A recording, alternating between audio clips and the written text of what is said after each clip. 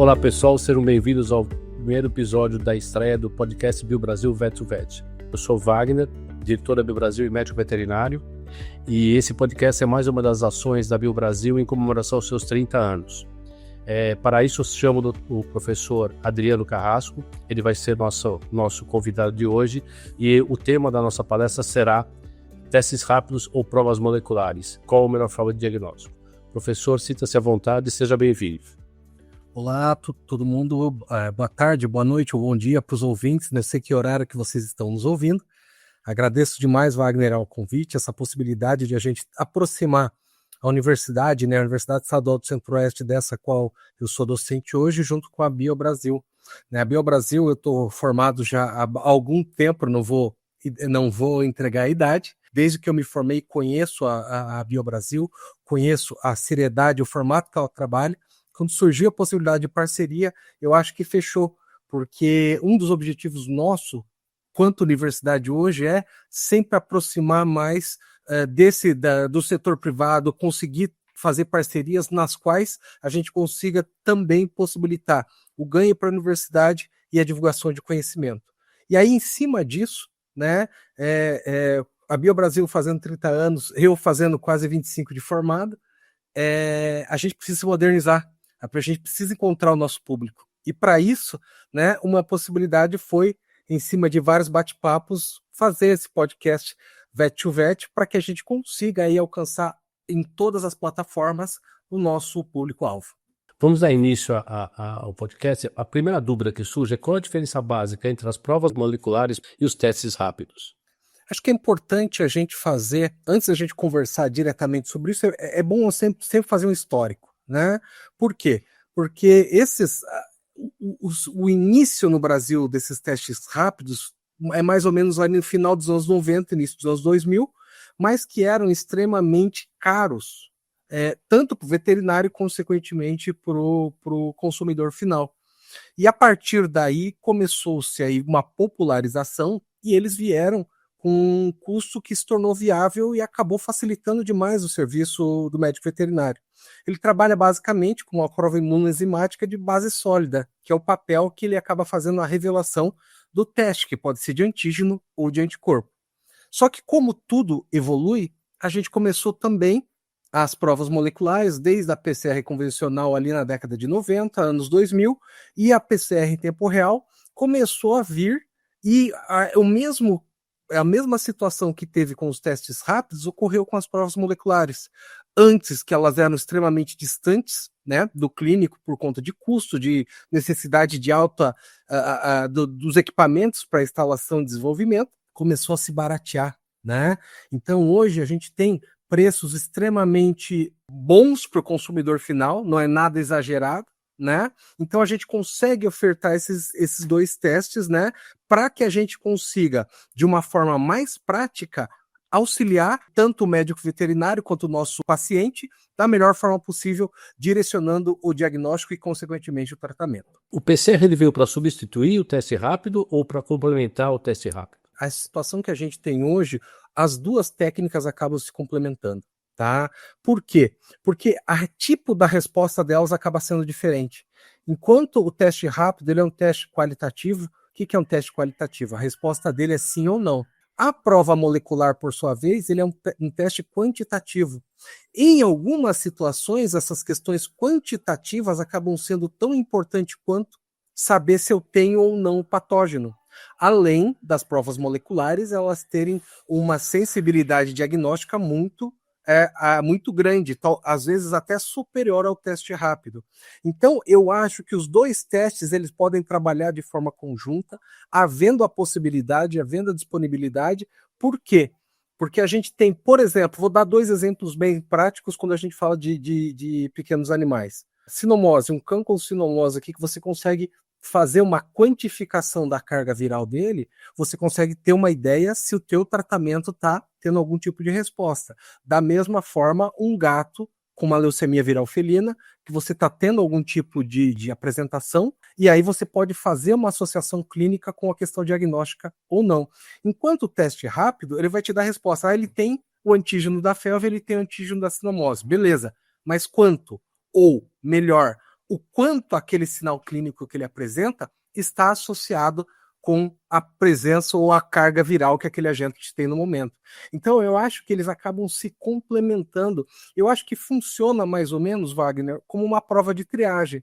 Você pode usar o teste rápido como uma triagem e, um passo além, você utilizar a prova molecular já num direcionamento terapêutico ou mesmo, dependendo da situação, até uma forma de detecção precoce de um agente. Qual seria a vantagem ou a desvantagem de cada uma das provas, assim, quanto à metodologia, amostra, custo? A metodologia, elas são... porque as amostras ou os materiais biológicos que você vai colher do animal, eles são muito próximos, né? Não tem grande diferença nisso. Então, já começa a ser por aí. O custo que aquilo que eu comentei, se você jogar 10, 8 anos atrás, ele era extremamente discrepante, hoje o custo já aproximou, já achatou os dois custos, né? E hoje, com os equipamentos mais modernos que a gente tem, a velocidade de você ter um diagnóstico molecular se tornou muito rápida. A gente, em algumas situações, a gente tem 1h30 um diagnóstico. Isso acaba aproximando essa relação do clínico com o médico veterinário, se é um laboratório, ou mesmo a pessoa que está fazendo o diagnóstico, porque esse é mais um ganho que a gente teve nos últimos anos com a prova molecular.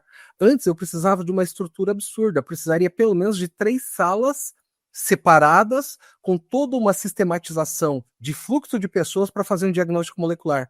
Hoje, com os equipamentos e os materiais que a gente tem disponíveis, eu preciso de uma mesa e, óbvio, tendo o mínimo cuidado, e eu tenho diagnóstico em 1h30, sem necessitar também de um técnico altamente especializado quando você trabalha com o sistema aberto. Então, eu acho que a grande vantagem que a gente tem é justamente quando a fala do ponto de vista molecular, é de ter uma resposta, pelo menos em teoria, numa sensibilidade melhor, certo? E aí o custo acabou se aproximando. Então você, por exemplo, o clínico ele pode ter um teste rápido no seu ambulatório, fazer esse teste rápido, deu um positivo, ele precisa ter uma associação, na sequência ele pede a prova molecular. E aí você consegue ter, ele é um positivo, mas ele está com uma carga viral baixa. Ele é um positivo, mas tem uma carga viral alta. E aí você traça um paralelo de prognóstico, de tratamento, por aí vai. Então, são técnicas que acabam se complementando. Eu comparo muito, Wagner, por exemplo, com o teste de gravidez de farmácia para seres humanos.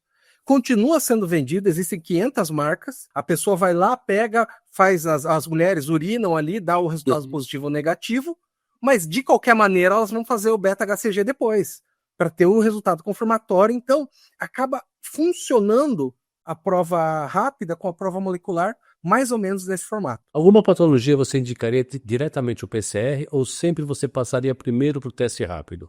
Eu indicaria a PCR na suspeita de uma FeLV. Se eu necessitasse escolher, tivesse o responsável, tivesse dinheiro para uma das provas, para FeLV eu faria a prova molecular. E para sinomose, a suspeita de sinomose, principalmente aqueles quadros que a gente tem de sinomose senil, eu também recomendaria a prova molecular do que o teste rápido. Tá? Eu acho que vale a pena, porque você vai ter uma associação, principalmente aquele caso da sinomose senil, que o animal já é idoso, ou o animal mais velho, que já caiu os anticorpos, ele está com sinal neurológico. Eu acho que vale a pena a tentativa para você ter uma quantificação viral mais importante ali. Tá? E no caso da FeLV, até por uma questão de, principalmente, prognóstico. Por quê? Porque a gente não pode esquecer aquela situação. O animal, ele pode ser FeLV positivo, mas ser assintomático. Então, aquilo que ele está apresentando no momento pode não necessariamente estar relacionado com a FeLV.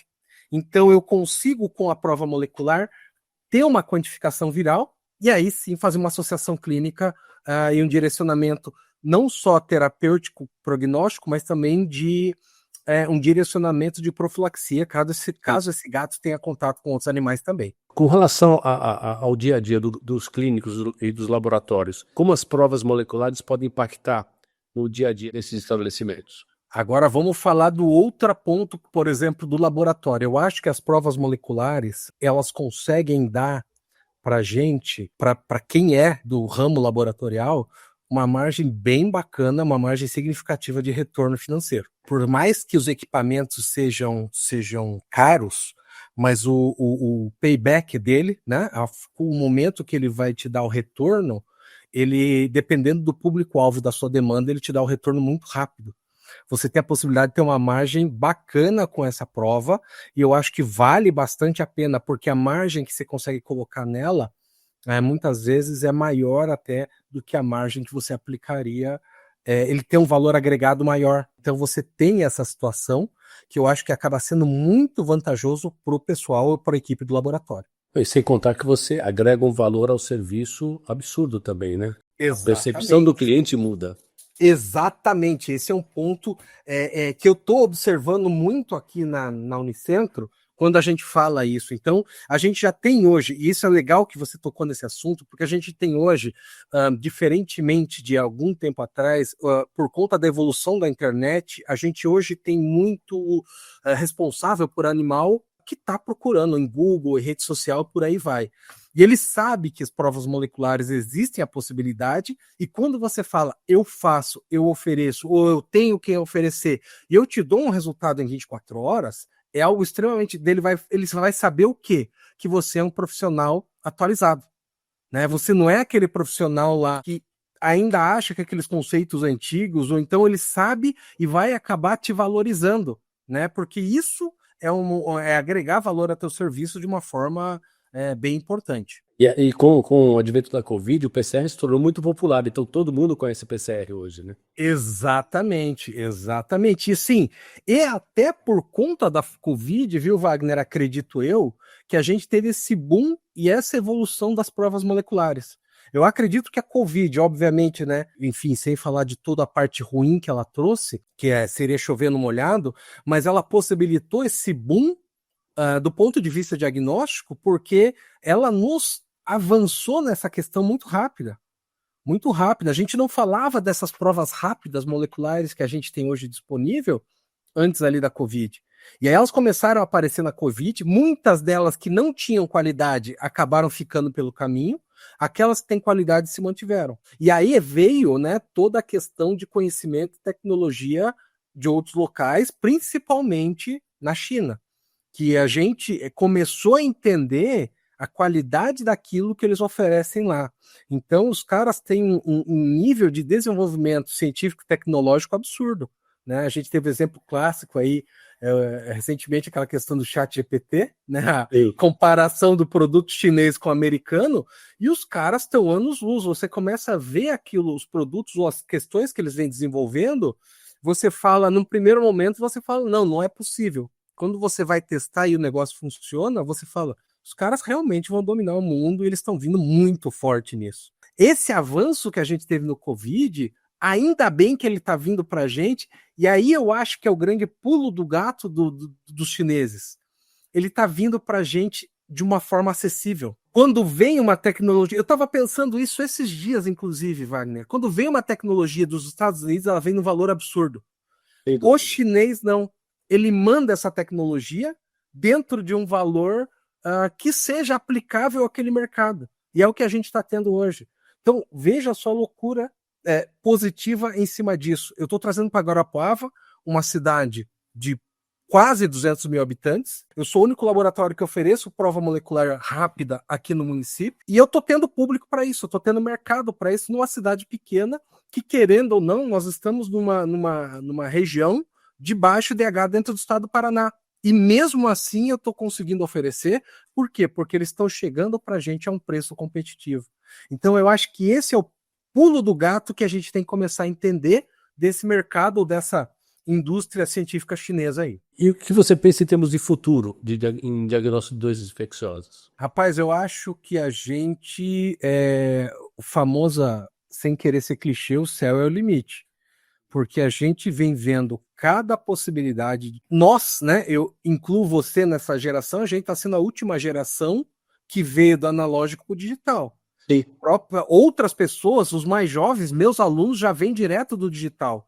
E para a gente tem vindo justamente esse pé atrás, né? A gente que veio do analógico, cara, a gente não acha que vai ser possível. Eu não achava que seria possível ter uma prova molecular que eu faria com 2 equipamentos e daria o diagnóstico em 1 hora. Até eu testar e ver que funciona.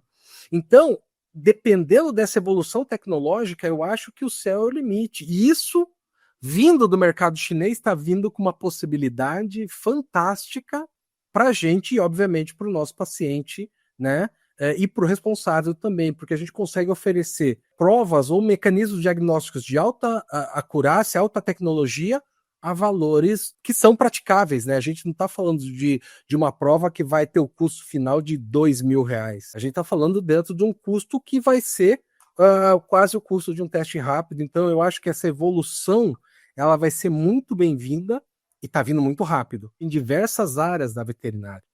A gente está vendo a betocultura, a gente está vendo a equidicultura, a gente está vendo, querendo ou não, a clínica de pequenos animais que acaba sendo o maior mercado, onde tem a maior questão financeira. A avicultura e a suinocultura já tem isso há muito tempo, que são modelos mundiais, a avicultura e a suinocultura brasileira. Eu não consigo nem imaginar as próximas etapas disso. E eu, como diretor aqui da nossa clínica escola, eu tenho visto também, não só em diagnóstico, situações ou equipamentos que para a gente eram distantes. Por exemplo, pode parecer bobagem, mas 10, 15 anos atrás, a bomba de fusão, você tinha uma só no teu serviço porque era extremamente caro, era difícil e tal. Cara, hoje em dia você tem a um custo extremamente razoável pelo aquilo que ele oferece, então já virou rotina. Outros equipamentos também viraram rotina. Então isso eu acho que está sendo benéfico. Hoje em dia, equipamentos de ultrassonografia, equipamentos de diagnóstico por imagem, radiografia, de emissor de raio-x, equipamentos digitais estão vindo ao custo acessível também. Hoje tem até aqueles equipamentos, e é esse o ponto de tecnologia que nos assusta, aqueles fast que você vê no celular, ultrassom. Cara, aquilo ali para mim é um negócio que explode a minha cabeça, porque você tem um equipamento que é o tamanho de um celular, que você conecta no teu celular e você consegue fazer uma prova rápida ali para ver se o animal está com edema no pericárdio, se ele tem algum órgão rompido, você faz ali, veja a evolução que a gente está tendo nisso, e o céu é o limite. E o céu, ainda bem que o céu é o limite, e ainda bem que essas coisas estão chegando num grau de viabilidade bacana para a gente. Eu acho que nunca a veterinária esteve tão próximo da medicina humana, né? Porque antigamente a tecnologia chegava na medicina humana e demorava décadas para chegar na veterinária. Hoje elas caminham praticamente juntas. Isso é fantástico, eu acho. Exatamente, isso é um ponto que você tocou, é bem interessante mesmo. Antes ele era muito distante, né? Lógico que ainda é distante, principalmente por conta do que na medicina humana você tem uma série de questões, no caso do Brasil, do ponto de vista contábil, né? De impostos, enfim, uma diferença disso, mas a parte de tecnologia ela tem evoluído muito próximo a isso. E eu acho que isso tem sido muito legal. Né? Então a pessoa, e é o exemplo que você falou da Covid, a pessoa fez PCR na Covid, aquele swab que eles buscavam da base do cérebro da gente, enfim, que sem necessidade, depois a gente ficou sabendo disso, né? Porque se ele tá lá em cima, ele vai estar na narina, mas enfim, a gente começou, a pessoa sabe, então você fala PCR é o mesmo da Covid e tal, então você consegue ter isso de uma forma muito mais próxima, e assim, eu acho que todos ganham nisso. Quem ganha? Quem vende o equipamento, quem trabalha com o equipamento, quem utiliza o equipamento, seja o laboratório, o clínico e também o responsável pelo animal, que consegue ter um diagnóstico muito mais assertivo para o seu animal. Professor, muito obrigado. Como sempre, é fantástico falar com você. A gente aprende muito e nos veremos nos próximos podcasts. Não, com certeza. Eu acho que assim como essas evoluções da veterinária que a gente conversou, a gente tem que evoluir da forma que a gente chega no nosso público. Eu brinco para todo mundo também que até a pandemia eu não tinha nenhuma rede social, eu era avesso a isso, né? Obviamente veio a pandemia, a gente precisa se adaptar. Então eu comecei a ver a possibilidade de transmitir de alguma forma o conhecimento inicialmente por rede social. Pela rede social que a gente começa também, e eu consigo também, né? Eu não tenho essa questão de demonizar a rede social, né? Mas utilizá-la para bem, então eu consigo ter contato com várias empresas, inclusive a BioBrasil, que eu retomei esse contato pelo Instagram da BioBrasil, né?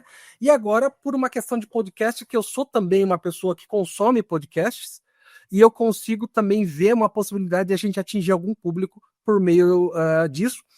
E o mais importante de tudo, passando um conteúdo de qualidade. Tanto a BioBrasil, na pessoa do Wagner, quanto eu, como professor universitário, com mestrado, doutorado, enfim, estamos colocando o nosso nome justamente para debater a ciência de uma forma correta, de uma forma sem nenhum tipo de amarras e sem nenhum tipo de vício em cima disso. Eu acho que é isso que é muito importante, a gente passar a informação para as pessoas poderem reconhecer aquelas pessoas e confiar naquilo que é falado. Porque hoje em dia também tem muita informação sem nome, sem rosto, né? Que você sabe lá quem está passando aquilo, né? E a gente está dando a cara a tapa, está passando a informação com alto grau de confiabilidade. Pessoal, muito obrigado, e a nossa expectativa é de fazer um podcast a cada semana, então vocês aguardem que logo vocês terão mais novidades. Um abraço a todos e muito obrigado. Abraço a todos, muito obrigado pela possibilidade, viu, Wagner?